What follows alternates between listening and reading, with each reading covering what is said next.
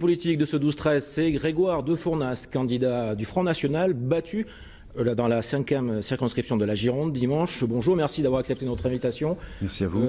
Une déception, oui, j'imagine, mais comment vous analysez votre échec? Vous êtes arrivé troisième. Oui, je suis arrivé troisième. C'est vrai que c'est une déception dans cette circonscription où je devais normalement arriver au second tour, mais j'ai été victime d'une mauvaise dynamique nationale, du Front National, il faut bien le reconnaître, même si on constate que par rapport à 2012, au niveau national, on baisse dans nos scores, mais sur ma circonscription, j'ai progressé par rapport à 2012, ce qui me conforte dans mon implantation locale. Je suis conseiller départemental du Nord-Médoc, et ce qui est prometteur pour l'avenir. Les électeurs du Front National se sont déplacés ou pas tant que ça finalement? Et malheureusement non, ils ne sont pas déplacés parce qu'ils n'ont pas senti l'intérêt qu'il y avait à voter pour le Front National quand on annonçait partout qu'En Marche aurait une majorité confortable à l'Assemblée nationale. Mais c'est important qu'au second tour, ils se réveillent dans les 6 circonscriptions. Nous sommes présents dans Nouvelle-Aquitaine parce qu'on ne peut pas laisser l'Assemblée nationale aux seules mains du mouvement En Marche.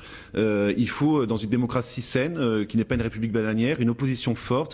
Et le Front National sera le seul à apporter cette opposition. Je vous vois sur le sujet concret, par exemple, du terrorisme, où M. Macron a proposé un nouveau plan hier qui ne concerne qu'Internet, qui, à l'Assemblée nationale, proposera la fermeture des mosquées salafistes, le contrôle aux frontières, l'augmentation du nombre de gendarmes et de policiers. C'est les députés du Front National et c'est pour ça que c'est important qu'ils soient élus dans cette Assemblée. Monsieur de Fournas, c'est la faute de qui exactement? De Marine Le Pen? Des candidats sur le terrain, comme vous donc, ou pas?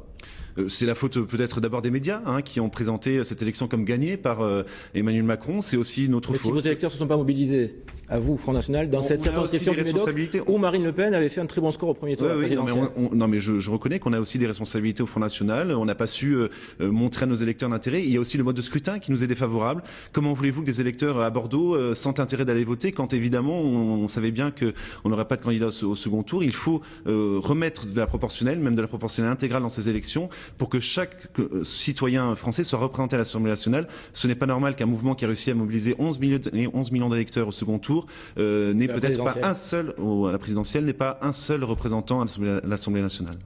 Merci beaucoup Grégoire de Fournas d'avoir accepté l'invitation du 12-13 en Aquitaine, tout en